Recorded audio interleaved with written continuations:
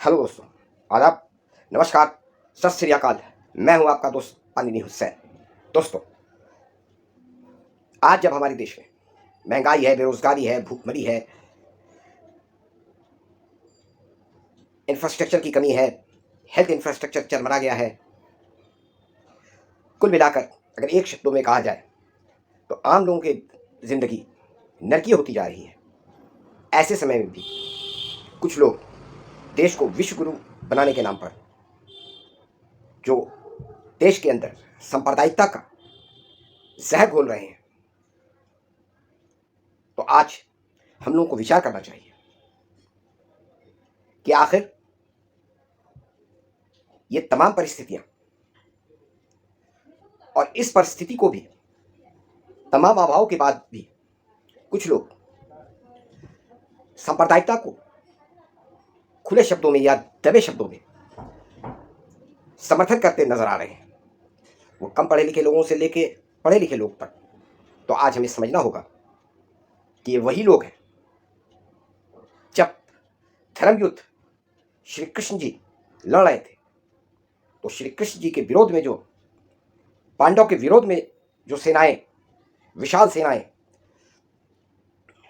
दुर्योधन के साथ भीड़ खड़ी थी, बिना ये जाने हुए कि दुर्योधन की मंशा क्या है, दुर्योधन हक पर है या न्याय पर है, धर्म पर है या अधर्म पर है, उसके साथ लोग खड़े थे। आज यही स्थिति है, बिना हम जाने कि हम धर्म पर हैं, सच्चाई पर खड़े हैं, या फिर बिना कुछ जाने हम सांप्रदायिकता को जाने अनजाने सपोर्ट कर रहे हैं, जिससे देश में विकास का चक्का रुक गया है और हम धीरे धीरे रसातल की तरफ जा रहे हैं और पूरे दुनिया में हमारे देश की बदनामी हो रही है। चूंकि मैं इतिहास का विद्यार्थी हूं, इसलिए मैं ऐतिहासिक आज जो स्थिति है उसकी ऐतिहासिक वजह जो मुझे समझ में आती है वो ये है कि ये जो आज जो हालात बने हैं, ये हालात बहुत पुराने हैं, लेकिन आज चूंकि उस समय के हमारे लीडर और उस समय के अधिकतर लोगों की सोच दूसरे विचार की थी और आज के समय में अलग विचार का कुछ लोग प्रतिनिधित्व कर रहे हैं, जिसकी वजह से आज ये स्थिति बनी है। जब 100 साल पहले कांग्रेस स्वतंत्रता संग्राम की लड़ाई लड़ रही थी,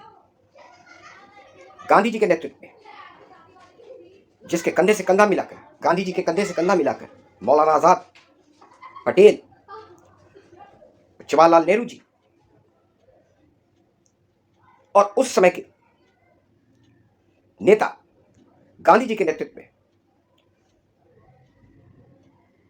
बाबा साहब भीमराव अंबेडकर इत्यादि नेता गांधी जी के नेतृत्व में, कांग्रेस के नेतृत्व में न केवल अंग्रेजों से देश को स्वतंत्रता दिलाने के लिए लड़ाई लड़ रहे थे, बल्कि उसके पीछे एक विचार था। नेहरू जी मॉडर्न इंडिया बनाना चाहते थे, गांधी जी का विचार सबको लेकर चलने का था, पटेल एक मजबूत देश बनाना चाहते थे और बाबा साहब भीमराव अंबेडकर समतामूलक समाज बनाना चाहते थे,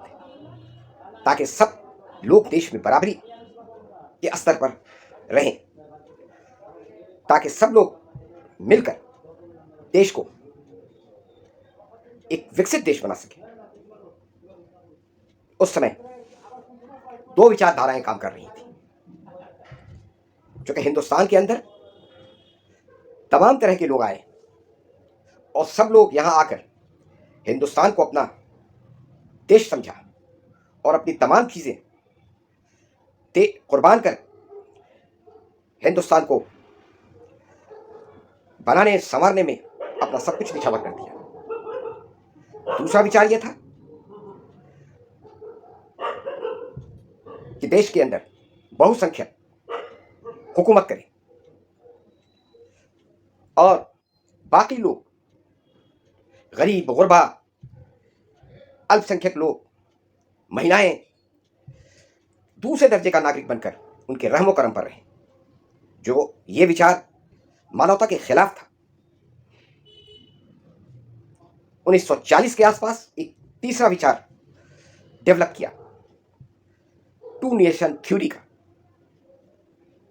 जिसकी वजह से 1947 में हमारा देश दो टुकड़े में बट गया।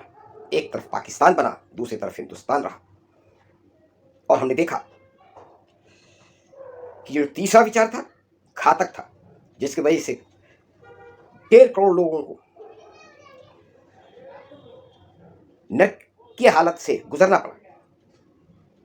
और करोड़ों लोगों की जानें, बेगुनाह लोगों की जानें चली गई। जब देश आजाद हो गया तो गांधी जी के सपनों को, सबको मिलजुल कर रहने के लिए, जो गांधी जी का सपना था कि तमाम लोग, जो लोग इस देश में रहेंगे वो इस देश के नागरिक रहेंगे और उनका वे लोग बराबर का अधिकार रखेंगे। और यही विचार उस समय के हमारे जो नेताओं ने जो सपना देखा था, आज के सब समाज में यही विचार सर्वोत्तम माना जाता है। और इस विचार का नेतृत्व जवाहरलाल नेहरू जी ने, पटेल जी ने, मौलाना आज़ाद ने और बाबा साहब अम्बेडकर ने देखा था। बाबा साहब अम्बेडकर के नेतृत्व में जब संविधान सभा का निर्माण हुआ और संविधान बाबा साहब अम्बेडकर ने बनाया तो सबको बराबरी का अधिकार दिया। हमारे उस समय के नेताओं में दूरदृष्टि थी। जो लोग उस समय केवल साम्राज्यवादी मानसिकता से ग्रसित होकर, जो लोग मजबूत हैं सिर्फ वही शासन करेंगे और बाकी लोग उनके मातहत होंगे, न उस समय स्वीकार योग्य था, न आज के किसी देश में, सब समाज में वो विचार स्वीकार योग्य है। आज चूंकि उस समय के हमारे लोगों ने मिलजुल कर, हमारे नेताओं ने बराबरी के अधिकार को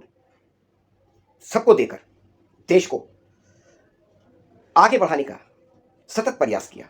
और हमारा देश पूरे दुनिया के अंदर एक मिसाल बना। पूरी दुनिया के लोगों ने हमारे एकता की तारीफ की। लेकिन आज हमारा दुर्भाग्य है, जिस आज़ादी के पहले जिस विचार को हमारे उस समय के प्रोग्रेसिव लीडरों ने, जवाहरलाल नेहरू ने, पटेल जी ने, मौलाना आज़ाद ने, भीमराव अंबेडकर जी ने अमली जामा पहनाया था, आज वो उस विचार को, जो ये सर्वोत्तम विचार था, जिसके उस विचार को मानते हुए हमारा देश प्रगति के पथ पर अग्रसर रहा, आज उस विचार धारा को, चूँकि हमारा नया समाज, नए लोग, जो हमारे बच्चे हैं, जो हर हिंदुस्तान का हर दूसरा आदमी, बच्चा 25 वर्ष से कम उम्र का है, चूँकि वो ना तो हमारे देश की आज़ादी का इतिहास जानता है और जो टीवी और विभिन्न माध्यमों से ये जो दूसरे विचार थे, सरमाएदारों के विचार थे, दबा के रखने के विचार थे, इस विचार का को पूंजीपतियों का सहयोग मिल रहा है, जिसको बढ़ा चढ़ा कर पेश किया जा रहा है और उसमें जहरीली गोली को चाशनी मिलाकर विश्व गुरु बनाने के नाम पर जो प्रस्तुत किया जा रहा है, जिसकी वजह से हमारे देश का पूरे दुनिया के अंदर बदनामी हो रही है और धीरे धीरे ह्रास हो रहा है। और तमाम लोग, हमारे देश के जो नौजवान, हमारे देश के जो लोग हैं, देश को मिलजुल कर तरक्की की तरफ ले जा सकते थे, वो रोज नए नए शोषे की वजह से, सांप्रदायिक शोषे की वजह से, क्रिएटिव थॉट्स को अमली जामा ना पहनाकर डिस्ट्रक्टिव काम में लग जा रहे हैं। तो उसको आज जरूरत है हमें समझने की कि ये लड़ाई किसी जात और धर्म की नहीं है, ये लड़ाई सीधे सीधे दो विचार की है। 1940 के विचार, टू नेशन थ्योरी से जो हम लोगों ने नुकसान उठाया है, उसे हमें समझना होगा। और आज जो विचार फैलाया जा रहा है, इस विचार से उससे भी भयानक स्थिति हमारे देश की बनती जा रही है। इसलिए आज जरूरत है कि एक सच्चा राष्ट्रवादी बनने के लिए और कहलाने के लिए ज़रूरी है कि हम अपने देश को विकास की ओर ले जाने के लिए तमाम लोग जात धर्म ऊंच नीच छोटा बड़ा क्षेत्र सबको भूल जाएं और एक दूसरे का सहयोग करें, ताकि हम खुद विकास की तरफ बढ़ सके, हमारा आने वाला जनरेशन तरक्की करे और हमारा देश भी पूरे दुनिया में एक मिसाल बने। जय हिंद।